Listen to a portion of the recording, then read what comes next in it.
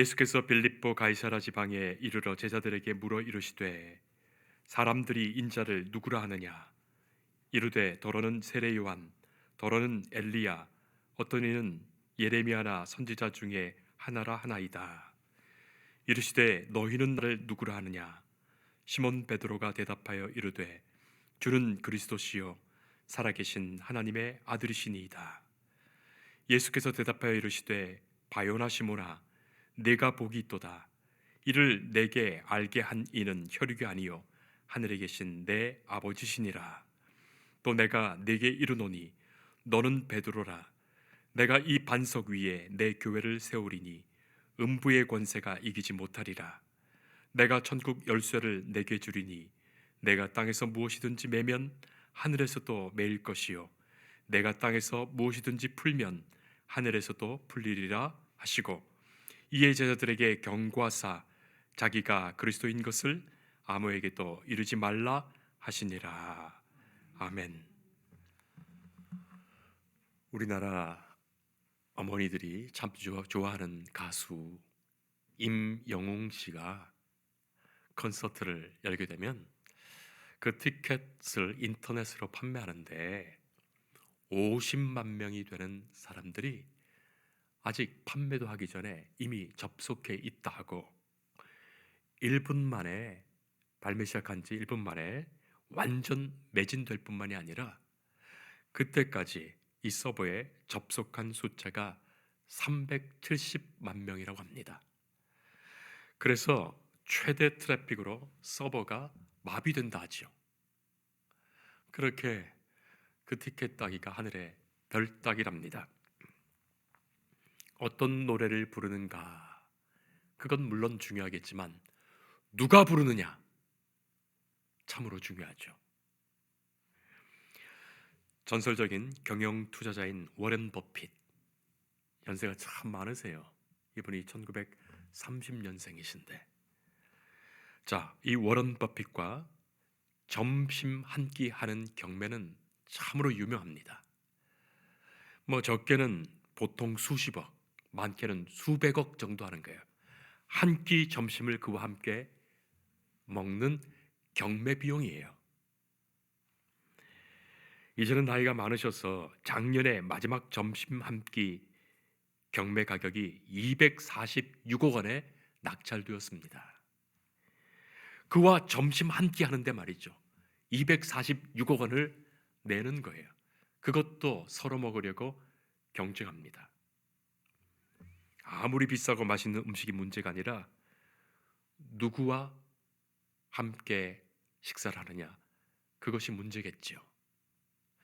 만약에 예수님과 점심 한 끼를 경매로 붙인다면 과연 어떨까요? 얼마나 할까요?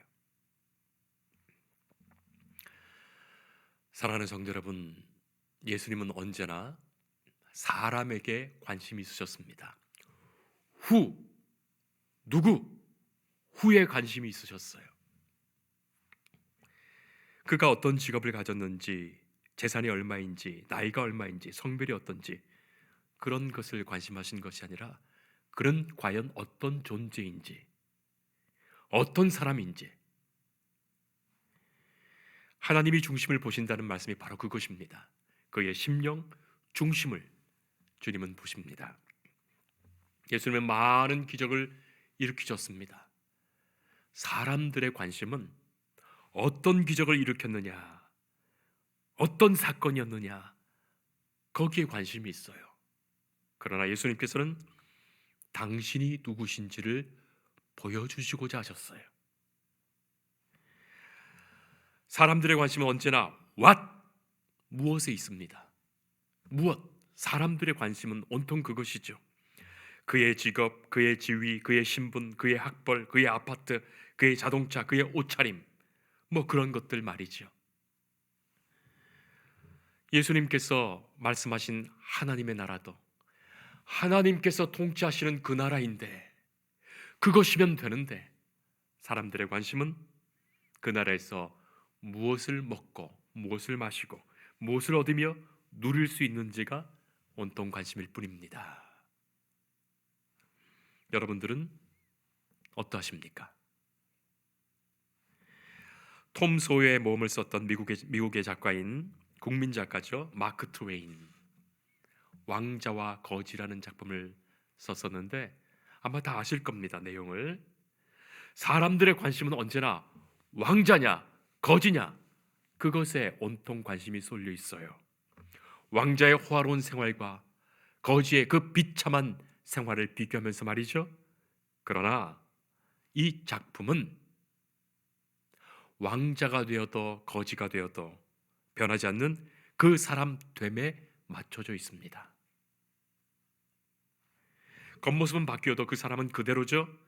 겉모습이 바뀌어도 어머니는 그 품성을 알아보면서 자기 아들인지 아닌지를 알게 되죠. 성도 여러분, 오늘 우리는 가이사라 빌립보 가이사라 지방에 이르신 예수님께서 제자들에게 물어보시는 한 질문을 마주하게 됩니다. 너희는 나를 누구라 하느냐? 여러분, 이 질문이 어떻게 들리십니까? 너희는 나를 누구라 하느냐? 아주 특별한 이 질문을 하신 것이 빌립보 가이사라입니다. 여러분, 이곳은 예루살렘 북쪽 20마일 정도 떨어져 있는 당시 로마의 총독부가 있는 곳이에요.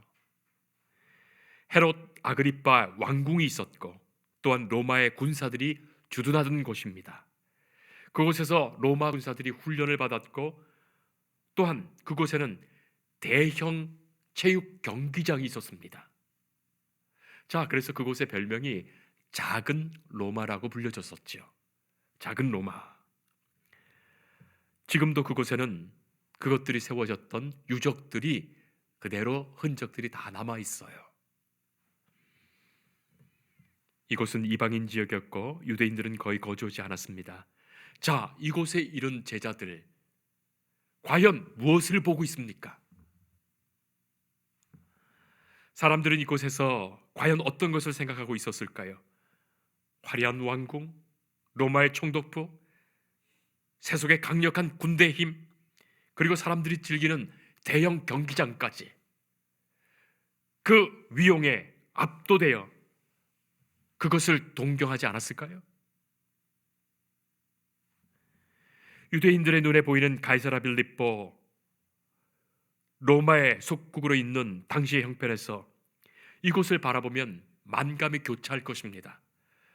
우리가 로마로부터 독립하여서 그 옛날 다윗 왕과 솔로몬 왕의 그 부귀와 그 영화를 다시 되찾을 수 있었다면, 그리고 저 화려한 왕궁이 우리의 것이라면, 저 강력한 군대와 군사력이 우리의 것이라면, 저 즐거운 경기장에서 우리의 것으로 가득 채우고 즐길 수 있다면, 지금의 비통한 현실을 정치적으로 해방할 메시아를 간절히 고대했던 것 아니겠습니까? 정치적, 군사적, 문화적 그 권력과 위용 앞에서 유대인들이었던 제자들도 마찬가지 그런 심정이었을 거예요. 자, 그런데 이런 상황에서 예수님께서는 제자들의 눈이, 우리들의 눈이 세상 다른 것 바라보는 것이 아니라 예수님, 주님을 주목하고 바라보기를 원하시는 거예요. 주를 바라보라. 참으로 주님은 누구이신지를 보게 하십니다. 너희는 나를 누구라 하느냐?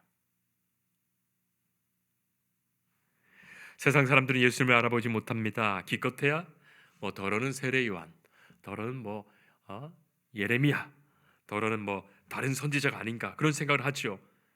하나님이 약속하여 보내주신 바로 그분이 아니라 그를 예비하는 뭇 다른 선지자 중에 한 사람이겠거니 한 것이죠. 예수님은 물으셨습니다. 너희는 나를 누구라 하느냐? 여러분들은 혹시 여러분들에게 이 질문을 이 시간 주님께서 주신다면 어떻게 대답하시겠습니까? 예수님을 뭐라 대답하겠습니까? 바로 이 질문에 우리의 모든 신앙과 모든 신학적 유산이 다 들어있는 거예요. 드라마나 영화를 보다 보면 그런 장면들이 종종 있습니다. 연인들끼리 서로가 서로에게 자기를 얼마나 사랑하냐 묻기도 하고 자기를 어떻게 생각하느냐 묻는 장면 말입니다. 또 애인끼리 또 특별히 여성이 남성에게 TV를 보다가 뭐 드라마를 보다가 어떤 주인공이 나오면 저 주인공 이름을 대면서 어, 저 사람과 나랑 둘 중에 누가 더 예쁘냐 그렇게 물으면, 그런 질문을 받으면 남자에게는 일생일대의 최고의 위기의 순간이라고 합니다. 그렇죠. 어떤 나이 많으신 어머니가 다 큰 아들에게 물었습니다. 송혜교가 더 예뻐, 엄마가 더 예뻐? 눈치 빠른 아들이 엄마가 100배는 예뻐.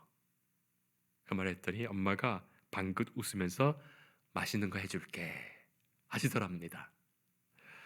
여러분, 어머니가 원하신 것이 무엇일까요?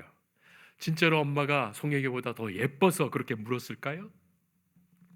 그렇지 않으실 겁니다. 너에게는 엄마가 어떤 사람이냐, 그건 아니겠어요? 적어도 아들인 너는 나를 어떻게 생각하는지 그것 듣고 싶으신 거예요.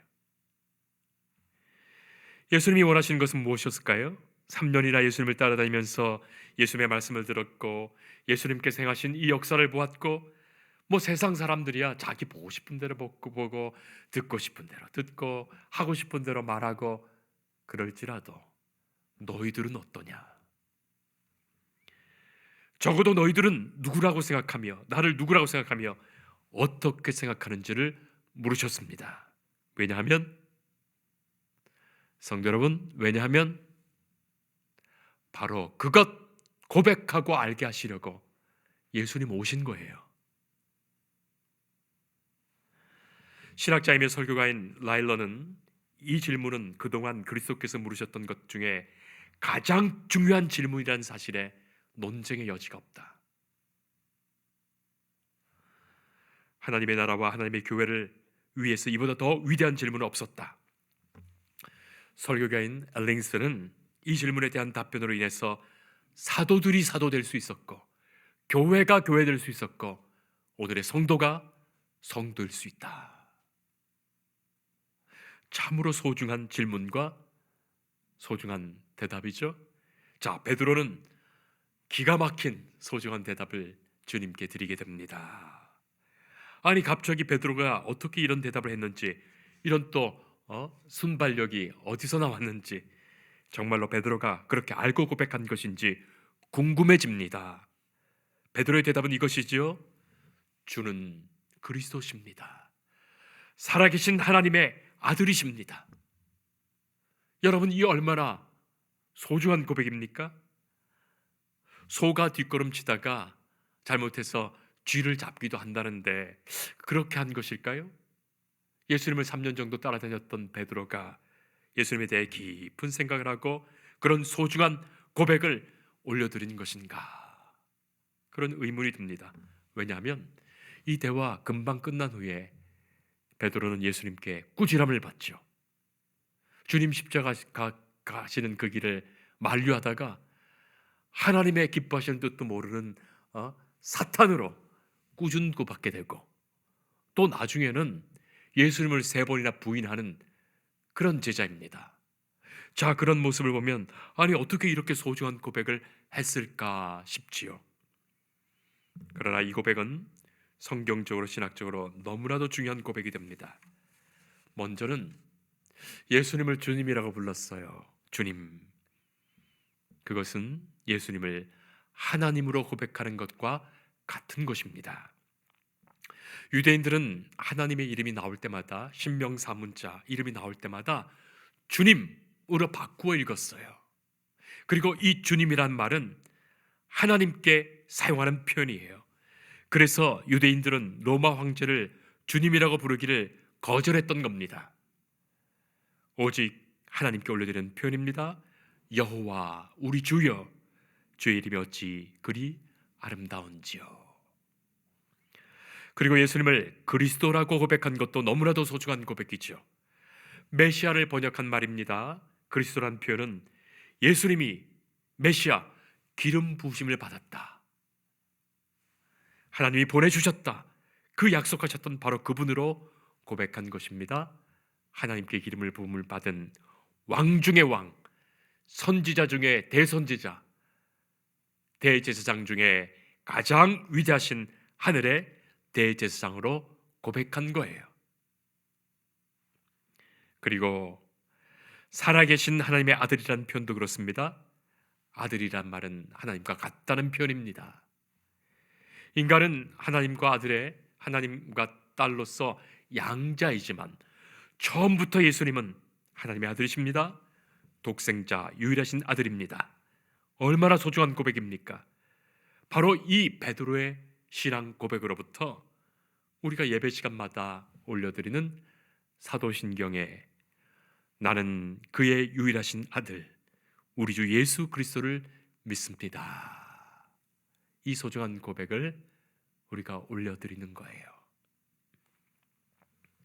자, 이 고백 들으신 예수님 어떠셨을까요? 깜짝 놀라지 않으셨을까요? 어쩌면 그 얼굴에 환한 미소가 그려졌을 것입니다. 예수님이 얼마나 기뻐하시고 만족하셨는지, 그리고 어떻게 이렇게 연약한 베드로가 이렇게 소중한 고백을 올렸는지 참으로 복이 있도다.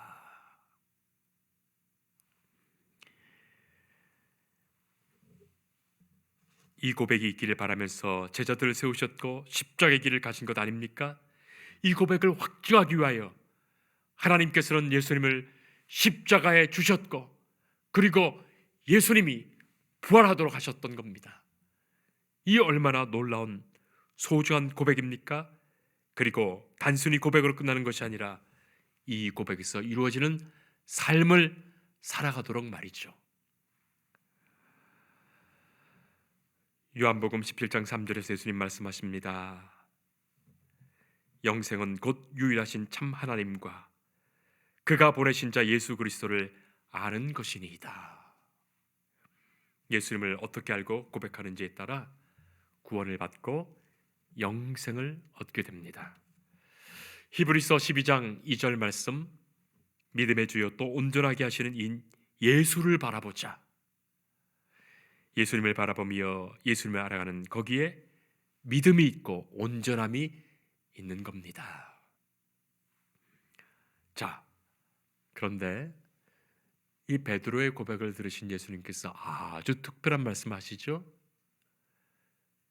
베드로야, 시몬 베드로야, 그런데 네가 이 말을 고백한 것은 네가 스스로 알아서 고백한 것이 아니야. 네가 이러한 고백을 한 것은 하늘에 계신 아버지가 하신 것이다. 아버지께서 알게 하신 것이고 아버지가 고백하게 하신 것이다.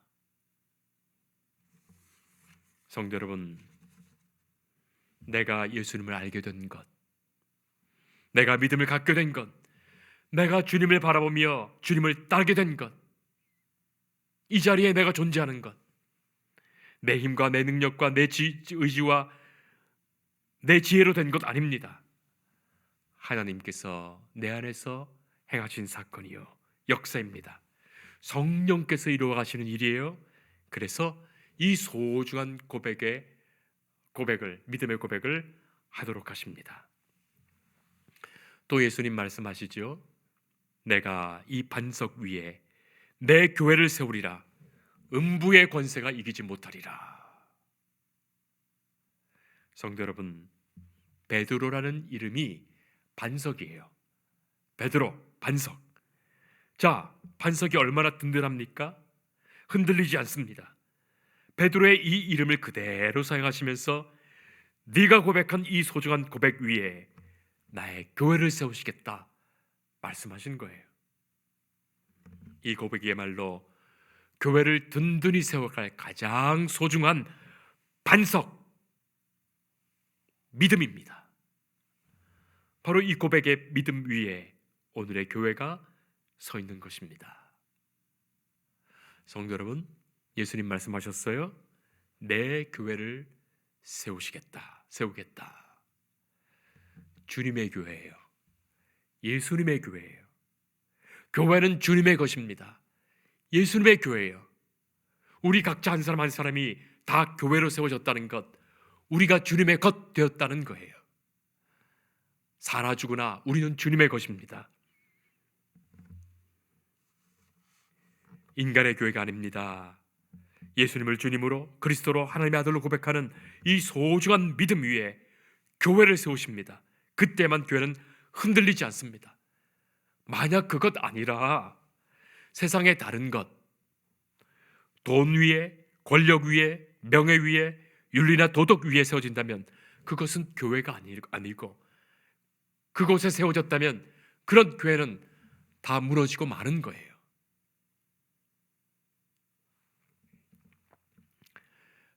영어로 교회는 church입니다.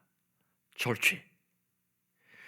영미권 나라에서는 이 단어를 가지고 놀이를 많이 하는데, wordplay라고 해서 놀이를 많이 합니다. 단어 놀이. 영미권 교회에서 이 church로, 교회 학교에서 아이들에게 가르치는 것이 있어요. wordplay, 단어 놀이로 가르치는 게 있어요. 이 스펠링이 CH 아닙니까? 그러니까 CH, 그 사이에 UR이 있는 거예요. 그래서 유아, 네가 교회다. 그걸 먼저 가르쳐요. 너는 교회다. church 사이에 네가 들어있지 않습니까? 너는 교회다. 그리고 이 CH를 Christ, 예수님으로 바꾸어서 Christ 사이에 유아, 예수님 사이에 유아, 네가 있을 때만 교회된다. 그렇게 가르칩니다. 참 재미있고도 맞는 말이죠. 우리가 교회이며 우리가 예수 그리스도 안에 있을 때만 교회됩니다. 성도가 교회됩니다. 주님의 교회예요. 우리가 믿음의 사람으로 일생을 살아간다는 말은 예수님에 대한 우리의 고백의 깊이를 더해가며 고백의 영적 수준을 확대해가는 것이라 할 수 있습니다. 여러분들은 어떤 고백을 하십니까? 날마다 예수님에 대한 고백이 깊어지십니까? 예수님과 더 친밀해지십니까? 더 가까운 속에 서로의 가장 정직한 고백이 나누어지십니까? 오직 성령께서 우리에게 가르쳐 주심으로 깨닫게 하시는 그 은혜 가운데 우리가 예수님을 더 깊이, 더 많이, 더 친밀히 고백할 수 있기를 축복합니다. 사랑하는 성도 여러분, 주님은 내 교회를 세우시겠다 말씀하셨어요. 이 교회는 세상의 그 어떤 음부의 권세가 이기지 못할 교회입니다. 주님께서 지켜주실 교회예요.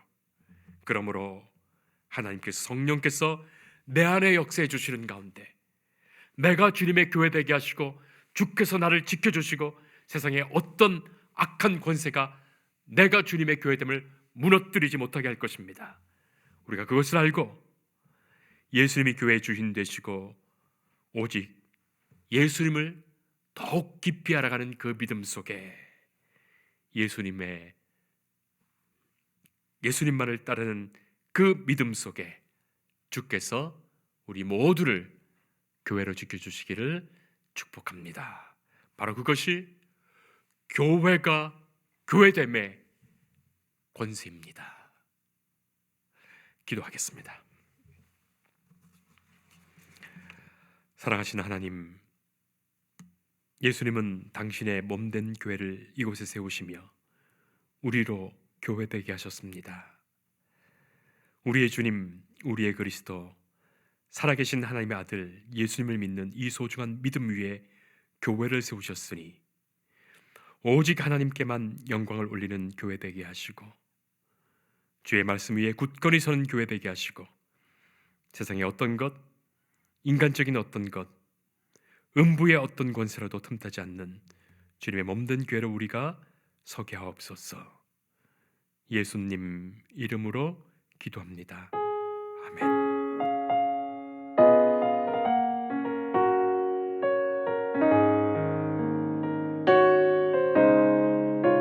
주 예수 내가 알기 전 날 먼저 먼저 살아